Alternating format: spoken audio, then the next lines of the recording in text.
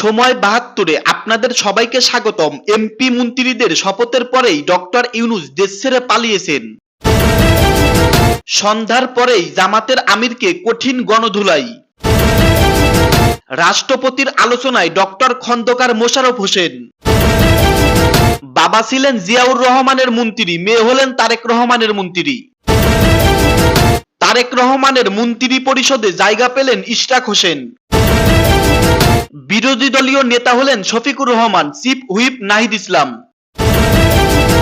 নাটক বন্ধ করেন, হঠাৎ করেই মন্তব্য করলেন সাবেক উপদেষ্টা মাহফুজ আলম।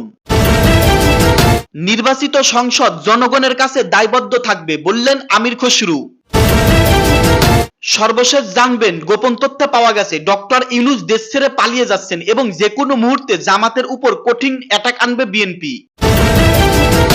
এতক্ষণ শুনলেন সংবাদ শিরোনাম, এখন শুনবেন বিস্তারিত। দেশের রাজনৈতিক সমীকরণে কি এক মহাপ্রলয় ঘটতে চলেছে? বিশেষ সূত্রের খবর অনুযায়ী এমপি মন্ত্রীদের শপথ গ্রহণ শেষ হওয়ার ঠিক পরেই বড় ধরনের পরিবর্তনের ইঙ্গিত মিলছে। একদিকে ডক্টর ইউনূসের দেশ ছাড়ার প্রস্তুতি, অন্যদিকে জামাতের আমিরের নিরাপত্তা নিয়ে বাড়ছে চরম উদ্বেগ। বিস্তারিত থাকছে আমাদের আজকের এই প্রতিবেদনে। রাজনৈতিক বিশ্লেষকদের মতে শান্ত সাগরের নিচে যেমন ঝড় লুকানো থাকে, দেশের বর্তমান পরিস্থিতি ঠিক তেমন। বিশ্বস্ত গোয়েন্দা ও রাজনৈতিক সূত্রের দাবি, পর্দার আড়ালে এক বিশাল পরিবর্তনের চিত্রনাট্য লেখা হয়ে গেছে। শোনা যাচ্ছে এমপি মন্ত্রীদের শপথ গ্রহণের আনুষ্ঠানিকতা শেষ হওয়া মাত্রই ডক্টর মোহাম্মদ ইউনূস অত্যন্ত গোপনীয়তার সাথে দেশ ছাড়ার পরিকল্পনা করেছেন। কোনো বিশেষ আন্তর্জাতিক লবিং বা ব্যক্তিগত নিরাপত্তার খাতিরে কি এই দ্রুত প্রস্থান? এই প্রশ্ন এখন ঘুরপাক খাচ্ছে রাজধানীর টক অব দ্য টাউনে। একই সাথে জল্পনা চলছে জামাত ইসলামের আমিরকে নিয়ে। একটি সূত্র বলছে সন্ধ্যার পর কোনো এক বিশেষ মুহূর্তে জনরোষের মুখে পড়তে পারেন তিনি। এমনকি বড় ধরনের গণধোলাই বা হামলার আশঙ্কা উড়িয়ে দেওয়া যাচ্ছে না। প্রশাসনের নজর এড়াতে বা বিশেষ কৌশল নিতে আমিরের পরবর্তী পদক্ষেপ কি হবে তা নিয়ে চলছে টানটান উত্তেজনা। সব মিলিয়ে এক অস্থির সময়ের দিকে ধাবিত হচ্ছে রাষ্ট্র। ডক্টর ইউনূস দেশত্যাগ এবং জামাত আমিরের উপর সম্ভাব্য হামলা, এই দুই ঘটনা কি একত্রে সূত্রে গাথা, নাকি এটি কোনো পরিকল্পিত রাজনৈতিক চাল? উত্তরের জন্য আমাদের নজর থাকবে রাজনীতির দিকে। ঘটনা ঘটার সাথে সাথে আমরা থাকবো সবার আগে লাইভ আপডেটের মাধ্যমে। আপনারা সঙ্গে থাকুন। প্রধানমন্ত্রী হিসেবে শপথ নিলেন তারেক রহমান। ত্রয়োদশ জাতীয় সংসদ নির্বাচনে নিরঙ্কুশ জয় পাওয়া বিএনপির চেয়ারম্যান তারেক রহমান প্রধানমন্ত্রী হিসেবে শপথ নিয়েছেন। আজ মঙ্গলবার বিকেলে 4:15টার দিকে তাকে প্রধানমন্ত্রীর শপথ বাক্য পাঠ করান রাষ্ট্রপতি মোহাম্মদ শাহাবুদ্দিন চুপ্পু। জাতীয় সংসদ ভবনের দক্ষিণ প্লাজায় এই শপথ অনুষ্ঠান হয়। শপথ শেষে দুজনে হাতও মিলান। 2001 থেকে 2006 সাল পর্যন্ত সরকারে ছিল বাংলাদেশ জাতীয়তাবাদী দল বিএনপি। 20 বছর পরে ত্রয়োদশ জাতীয় সংসদ নির্বাচনে জয় পেলে সরকার গঠন করছেন দলটি।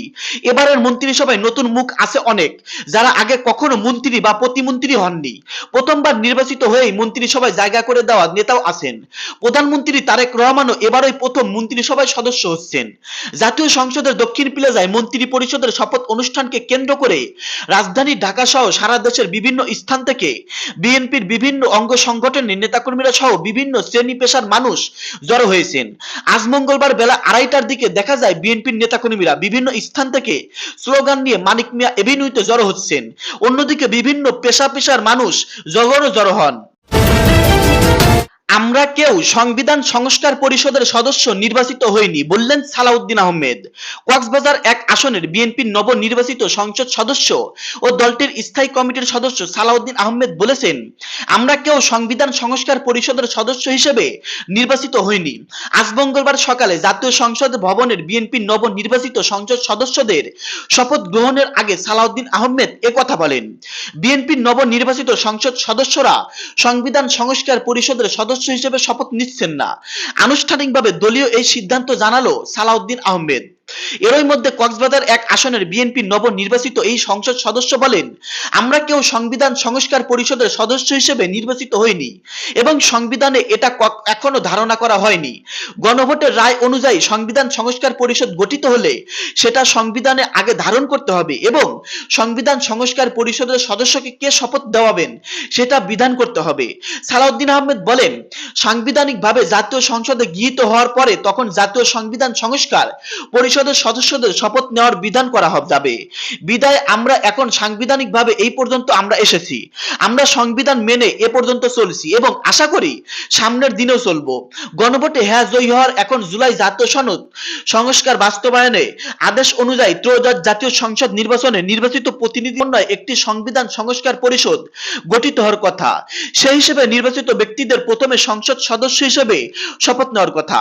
কিন্তু শপথের আগে বিএনপি জানালো দলের নির্বাচিত সংসদ সদস্যরা সংবিধান সংস্কার পরিষদের সদস্য হিসেবে শপথ নিচ্ছেন না।